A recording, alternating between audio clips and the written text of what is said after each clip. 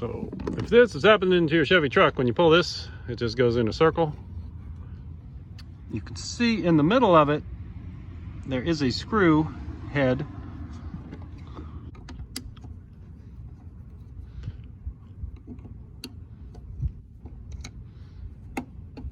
Whoop. So with the screw removed, you can see that this thing has a couple of metal sticks in there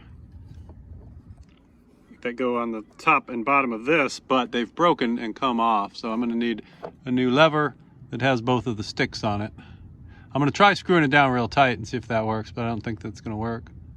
So I aligned it, and then when you feel the grooves catch, you push it all the way in, and then you crank it down with your screwdriver until it's tight. Oh, hold up, that might work. Okay, so we pull the lever, and then roadhouse. Roadhouse. Yep, that works. So there we go. Now it will recline and it will decline when we pull the lever.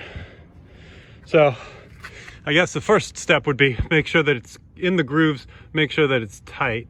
And then in my case, the little pin that goes in the grooves is partially broken, so I don't know how long this is going to last, but I wasn't able to get it in there deep, and it still has a grip as long as people don't yank on it too hard. Probably wouldn't hurt to check the other ones as well, make sure they're still tight. So I hope that helps somebody out there.